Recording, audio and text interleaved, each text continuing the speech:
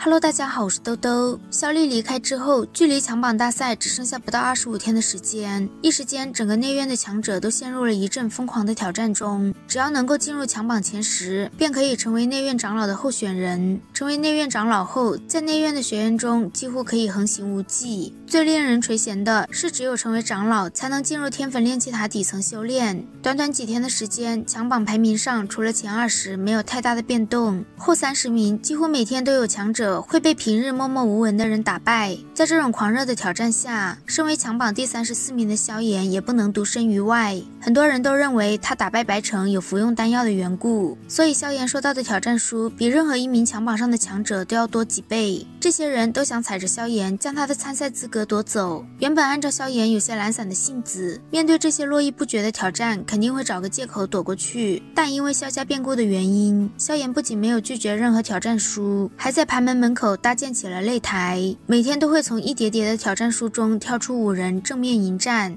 擂台总共举行了3天的时间，总共15场挑战，萧炎没有任何一场败绩。他不仅将自己强榜的名次做得稳稳的，排名还上升到了第31。这几天萧炎的战斗风格相比于白城对打时狠辣了许多，盘门也因为萧炎的关系，势力声望都上升了不少。就在萧炎再次成为内院焦点的时候，却突然销声匿迹。萧炎走进天粉炼气塔的第6层，第6层的进入条件颇为苛刻，就算是一些强榜高手也不一定具备资格。萧炎朝着第6层深处走去，这次前来他准备要闭关修炼。如今的他已经突破到了2星斗灵的层次，但以现在的实力，想要进入强榜前10还是有点压力。毕竟强榜前10个个都在斗灵巅峰，不少还摸到了斗王的屏障。所以萧炎想要尽可能的提升实力，让自己再多一分进入前10的把握。萧炎走到第6层的中心地带，这里是一个不大不小的休息广场，零零散散的也有10几道人影待在这里。作为生面孔，萧炎一进来就吸引了不少人的目光，尤其当他们发现萧炎只有2星斗灵的实力，更是惊讶。林燕也在这些人中，看到萧炎便上来与他打招呼。一番寒暄之后，林燕大声说这里的人就是他说的那些难缠的家伙，还说自己这段时间都会在这里修炼，如果有人来找萧炎的麻烦便来找他。林燕说自己也好久没有动手了，骨头整天都是痒痒的，若是在大赛前热热身也是挺不错的。萧炎知道林燕这个话是护着他，在他向林燕道谢之后，一个阴柔的声音响起，说林燕要是骨头痒，可以去找柳琴大哥玩玩，正好他也在这里修炼。林燕见是姚美人，毫不客气的呛回去，让他别拿柳琴说事，还说他要是够种，自己随时都可以陪他玩玩。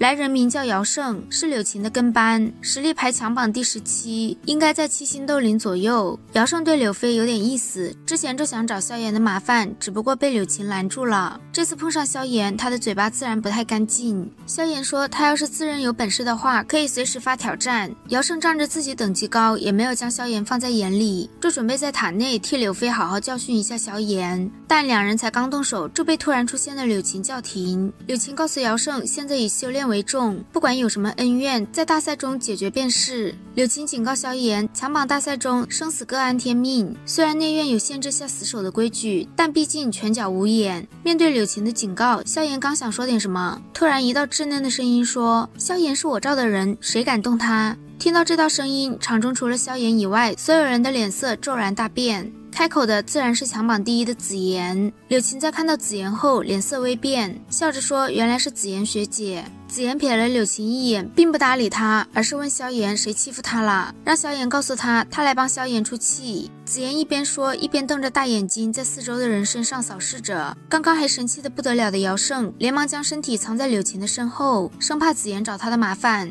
萧炎虽然知道紫妍很强，但就紫妍这张萝莉脸，萧炎也做不出来让他帮忙出头的事。紫妍出面，柳琴自然不敢再说什么警告的话。人都散了之后，紫妍知道萧炎要在这里修炼，便将自己强榜第1的1号修炼室让给萧炎。1号修炼室是整个第6层中修炼效果最好的，当然收取的费用也是非常高昂的，在这里修炼1天要扣取30天的火能。不过费用再高，萧炎也很开心能在这里修炼。在前几层修炼时，萧炎体内产生的星火都是一丝丝或者一缕缕的，而这里的星火都是成团成团的出现。萧炎原本打算在这里闭关到强榜大赛开始为止，但在他闭关了15天左右时，天粉炼气塔塔却出现了异动，塔内的能量突然变得十分狂暴。就在萧炎惊骇时，长老们下令让塔内所有学员10分钟内立刻离开天焚炼气塔。萧炎猛地一下从石台上坐起来，药老带着些许惊喜的声音告诉萧炎，看这样子应该是陨落心炎提前暴动，多则半年，少则2、3月，陨落心炎就会彻底的爆发，到时候或许就是他们夺取陨落心炎的机会。听到这个消息，萧炎心头滚烫，他随着人流出了天焚炼气塔。萧炎有些担心内院的长老们不能压制陨落心炎这次的暴动，不过药老说这次的暴动并不是很强劲，迦南学院的长老们也不是省油的灯，陨落心炎想要突破封印还有些困难。萧炎并没有走远，而是在不远处找了个地方关注天焚炼气塔的动静。在感应到内院长老占据了上风后，萧炎刚准备离开，却被一名身着黑袍白须白发的老者拦了下来。拦住萧炎的老者是内院的大长老苏谦。大长老问萧炎刚才塔内的动静，他应该都看到和感应到了吧？就在萧炎不知道该怎么回答时，大长老又说他知道异火与异火之间有着模糊的牵引。萧炎小心翼翼地说自己的确感应到了一些。苏谦大长老并没有问罪萧炎的意思，只是提醒萧炎塔中的事情不要与外人提起。他还告诉萧炎塔中的确有不小的麻烦，他希望萧炎能在日后事发时助内院一臂之力。萧炎虽然只是斗灵的实力，但他拥有异火，不能用寻常实力来估量，而且到时候是否要萧炎出手也还没确定。现在告诉萧炎只是想为日后最坏的情况多找条路子而已，